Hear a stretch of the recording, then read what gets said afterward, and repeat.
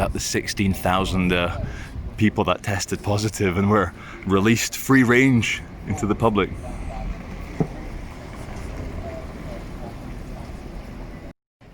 Anyway, it's not a modern Charlie Veitch video without a bit of pillar chat, a bit of a harking back to ancient Egypt. So, on the first floor, here in the UK we call the ground floor, and the second one we call the first floor.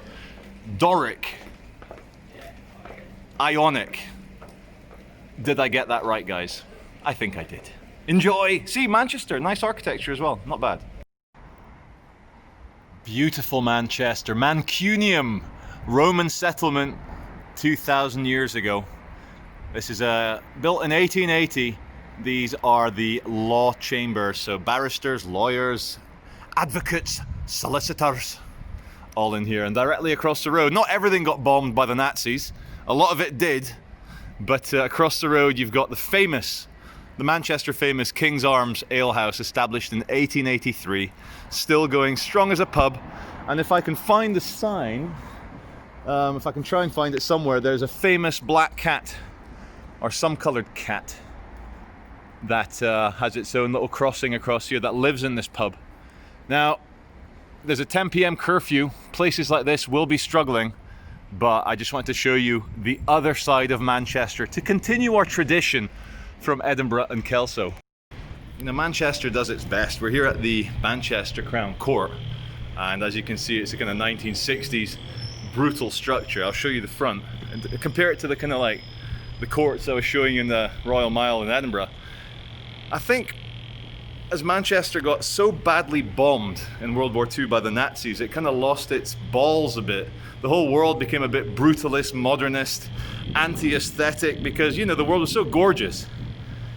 And then World War II happened, World War I happened, that people were like, they got angry. So they did this. This is a reaction. This is a psychological reaction.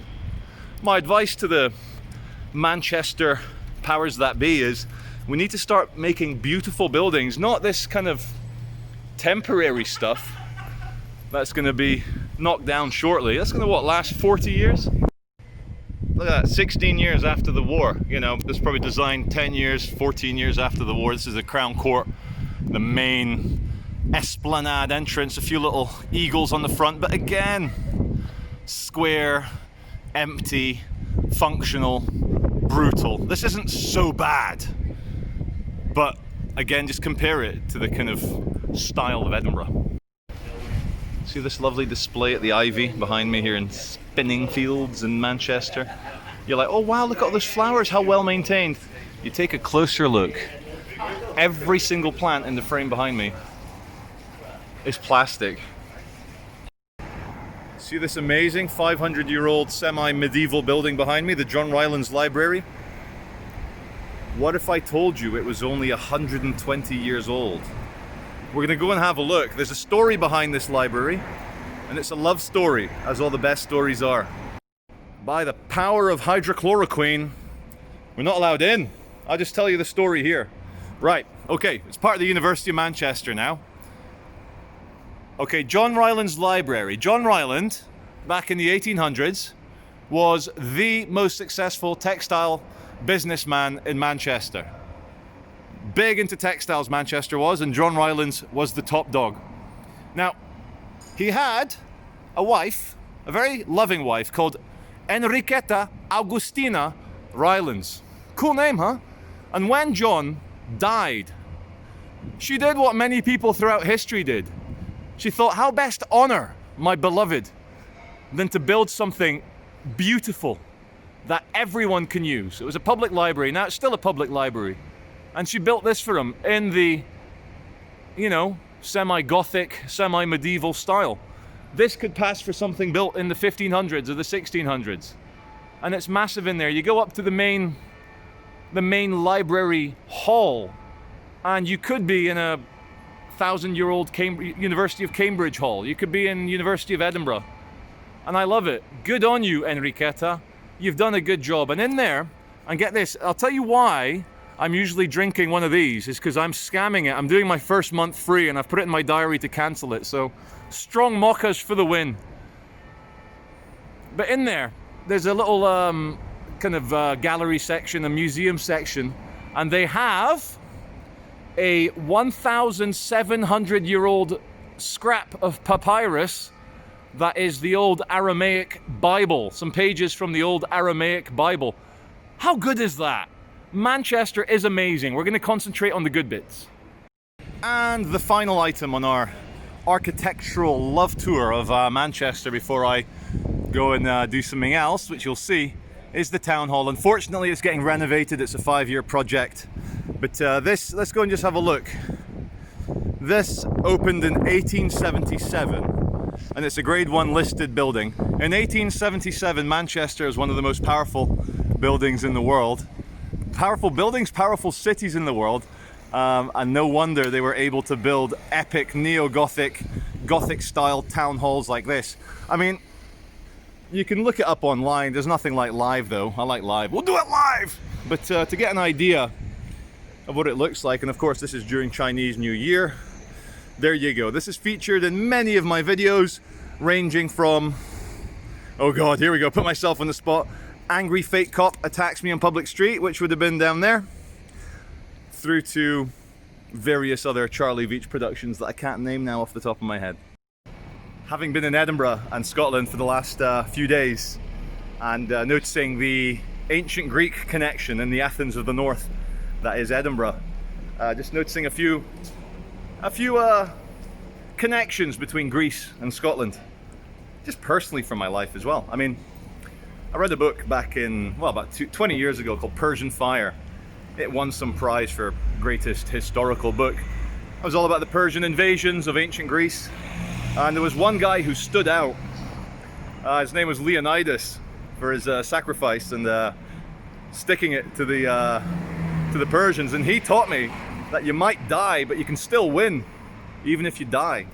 Now, of course, Frank Miller did a graphic novel called 300, and was it Frank Snyder? I forget. Zack Snyder, I think, was the director of the movie. And get this, they got a Scotsman to play Leonidas. And fast forward 2012, I named my firstborn son Leonidas. And of course, in Greek, it's Leonidas. And it's cool, big connections. And of course, someone in the comment section, Antonius, who's on my Facebook, nice guy, he translated the Greek at my school as well. So if it's all Greek to you, good. It's like a little bumblebee of a car.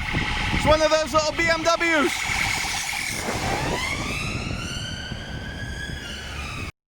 Anyway, I can't walk around and not comment on the biggest shitstorm in the political sphere right now in the United Kingdom.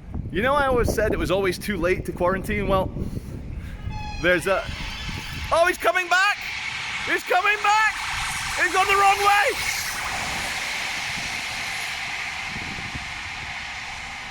He's looking for someone to save. Anyway, turns out, you know all those 100,000, 200,000 tests per day on the track and trace? Get this. There's been about 20,000 positively tested people who were told they were negative, and they were released free range into the world to go and do this, and it's a shitstorm. It's all going mad. Whew. And I've been in Piccadilly Gardens for 18 nanoseconds, and it's already a shitstorm. They're chasing pigeons away. Oh my god, this guy's OD'd on drugs. He's having a bit of a shake over there. Not to be morbid about it, let's pan around and try and not fixate, because people get offended. But yeah, it's a fucking shitstorm. I gotta stop swearing. I do apologize to my viewers who are not into cuss words. Okay, without being too much of a nightcrawler weirdo, the police behind me are checking the guy's pulse. They're all just checking his pulse. I think they're worried he's dead. Not swearing, I'm not swearing. F. That's nice. I would highly recommend it. Continuing my obsession with the ancient Greek civilization, let's just say a prayer to Helios. No, I'm not going to do that. That's cringe. That's very cringe. But I'm going to say that those rays, dude, that have traveled 8 minutes through space, I don't think there's any mortal Anyone, no demigod, no mortal can mess with a titan who wants to get rays into my smartphone. But of course it's fun when they try. Back on Market Street, guys, it's a different energy. You gotta stay positive. Everything here is trying to drag you into bloody madness. But the good news is I'm already mad. Are they not allowed up there? That truck. Oh, the one down there, yeah. Came the wrong way down the wrong way street. It's a police car as well. You just missed quite a big incident up on Rochdale Road. What happened on Rochdale Road? There was 4 police cars, 2 ambulances. Road was closed. Do you know what it was? No, I got there at the end of it all.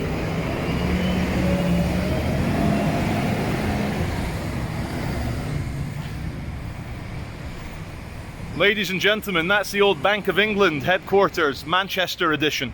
They're still there today. The Bank of England's still in there. Oh, is the Bank of England still in there? Anyway. The Economic Intelligence Unit.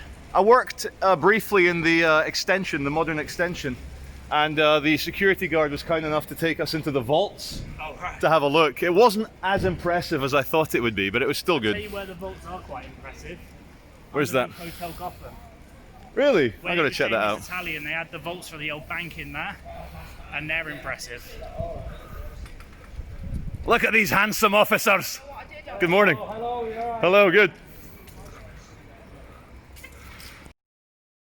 There's a lot of alarmism about how bad people are awful, there's no community, there's individualism, Thatcher destroyed the community and so forth. Well, I've just seen an old lady fall over, faint, here in the Arndale, and about 10 people rushed forward, helped her up. Absolute strangers, you know, like you don't believe in society? Try seeing an old person suffer in public, everyone runs in to help them. And I couldn't contribute. There's already like 10 young people helping the lady up. They brought her a chair. So there's still hope. There's good people everywhere. I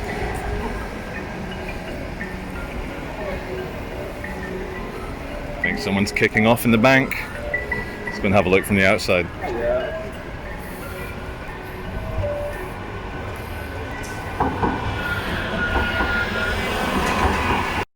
Yeah, someone's been fingered. Male officer sticks with a staff, female officer goes to have a look. Let's try a different angle. Absolute false alarm. It's some woman, for whatever reason. Doesn't look juicy, doesn't look exciting. Cut! I'm just shooting a video. You can't take a video through the bank. You've got people Of course I can. I'm stood on the out. I'm not inside your bank. There's people inside there who haven't consented to you videoing them. No, but the photons that come out through the... Are you seriously calling the police on me? No, I'm just saying there's police. Oh my God. I'm not calling the police on you, but you can't I'm shoot just... a video. No, but... Let somebody sat there, a customer of this bank. All right, let me ask you a question while I'm filming. Why do you have transparent windows if it's also private? I'm asking you, there's somebody sat inside there who's probably not consented to you film them. Can you stop? No, but I'm just... Hey! Are you alright? I'm good. You alright, my friend? I'm very well. You're looking very handsome today. How are you? Thank you. Anyway, I'm just collecting my photons, usual business. Yeah, I know you like photographables, that's fine. Yeah. But you can understand where maybe the bank's a bit concerned when someone's... I cannot understand, I'm sorry. Well, you can, but it's your job to understand. Anyway, madam, I'll tell you the good news. My name's Charlie Veitch. I am Manchester's premier photon collector, and you will see this footage on my channel tonight. And because it's it doesn't matter if you consent or not. I'm so sorry. I'm so sorry. The officer will back me up here. He will, because he knows the UK law. Thank you. Very cool. Sometimes you just ask nicely. I like this bee, very matrixy.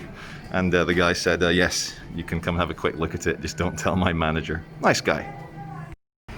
You know, I've never seen a city here in the UK as heavily policed as Manchester. And I'm going to give you a theory as to why it is. It's not because Manchester is more violent or more degenerate or worse than any other city. It has its charms.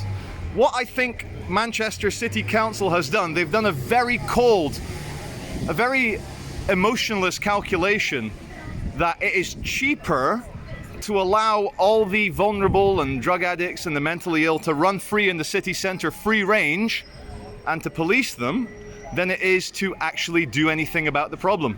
Now, I'm not directly blaming the mayor, Andy Burnham, and the council here, but Is this an indication of the end of days inability of government with decreasing tax revenue to actually provide a safe and secure environment for citizens?